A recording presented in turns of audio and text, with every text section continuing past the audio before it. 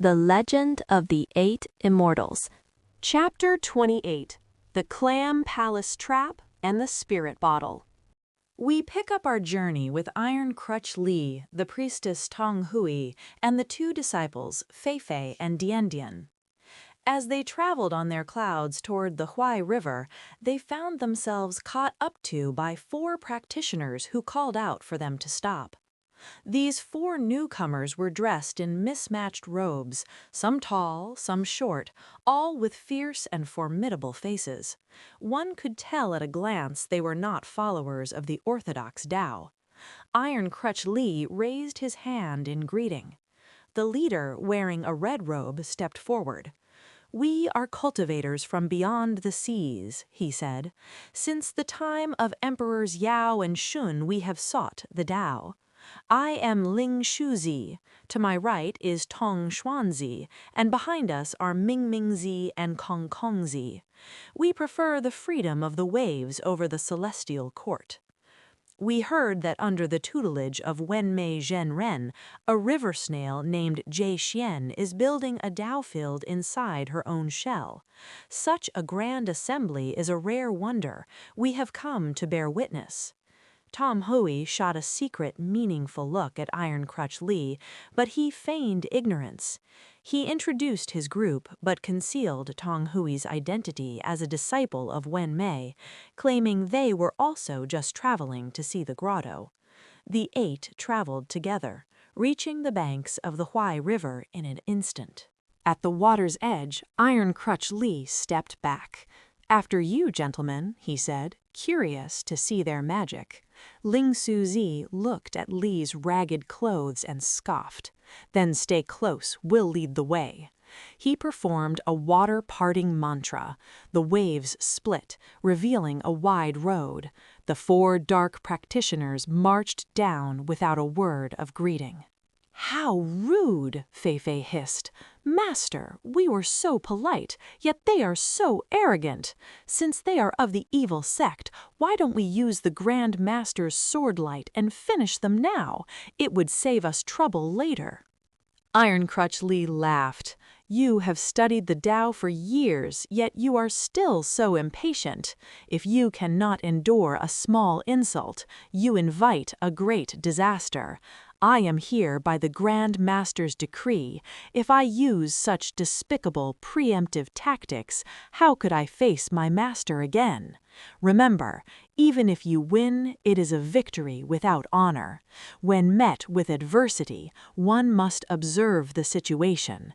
Fight when you must, but withdraw when you should. True strength lies in enduring a moment's shame to preserve one's path." Tong Hui was deeply moved. Fei Fei and Dian Dian remained indignant, but Li noted, "Their fiery spirit is a gift of chivalry, yet excessive hardness leads to breaking. In a few years they will understand the joy found within patience." Hearing this, the disciples' hearts finally calmed, and they vowed to work harder on their inner peace. Iron Crutch Li used no mantras or mudras.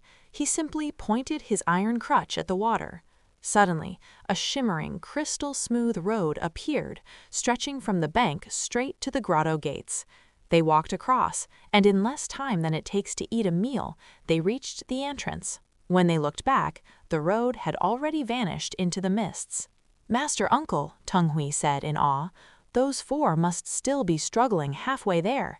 "Indeed," Li laughed. "Water parting is but a common spell. It cannot compare to the Great Dao." At the entrance, Zhang Guo and Jue Shen met them. Zhang Guo immediately showed deep respect, and seeing the pure, spiritual aura radiating from Li's dark, charred form, he addressed him as Master Uncle, seeking guidance on the Dao of inner cultivation. Inside the shell, Jue Shen presented fruits and 100-flower wine within the resplendent hall. During the banquet, Fei Fei warned that the 4 strangers were not upright men. Jue Shen laughed. "The old Zhao wants to disrupt my Dao field, but I have the Dragon King's forces and Princes Ao Guang and Ao Shun. How could we lose to a mere pack of beasts?" Iron Crutch Li's expression grew stern. "Do not be arrogant. Even our Grandmaster, the leader of the three realms, never speaks such boasts. Our Dao is about benefiting the world, not self-praise. Take this as a warning." Jue Shen blushed with shame and bowed. "I spoke out of turn. Thank you for the correction." Iron Crutch Li turned to Fei Fei and Dian Dian. "Those four are beasts in human skin. Go and scout them out."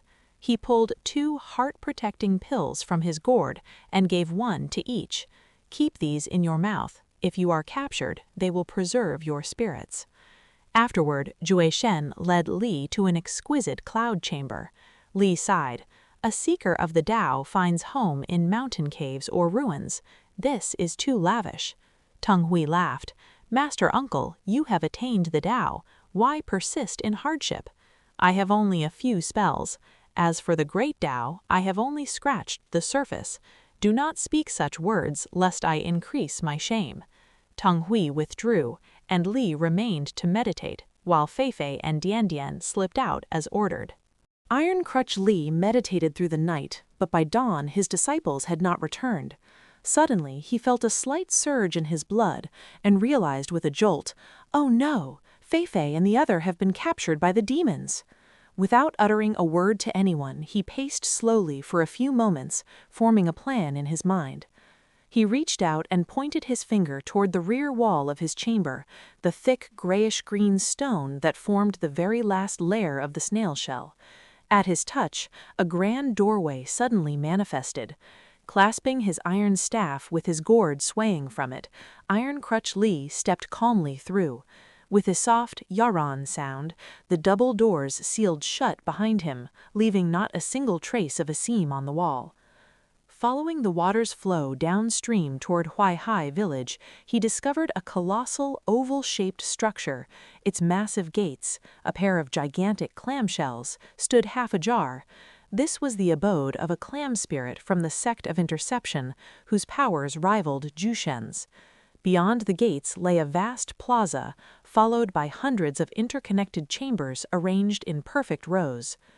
The Jiao had incited a rebellion among the demons, claiming the disciples of Lao Jun looked down on them as beasts. That day, while Jushen hosted the Immortals in her shell, the Clam General acted as host to the 4 dark cultivators and the old Jiao, throwing a grand welcoming feast filled with delicacies from the nearby sea. During the banquet, Ling Shuzi laughed and said, "Our host invites us to feast on the very creatures from his own home. This may truly be called a sea banquet." The crowd clapped in delight. Tong Xuanzi added with a smirk, "Master Clam serves his own kin to fulfill his duties as host. This is truly sacrificing kin for the cause. We are deeply grateful, though I fear if we ever invite you to our mountains, we won't have so many of your relatives for you to admire. That would be a true shame." Among the guests were fierce beasts who had mastered magic, Hao Kong the Hermit, Great Master One Horn, the Ox Demon, and the Lion King.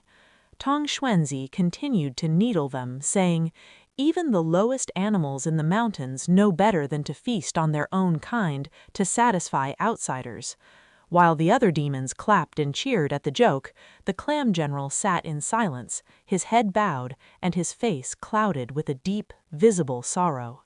The old Jiao, fearing the host's resentment, tried to brush the comments aside.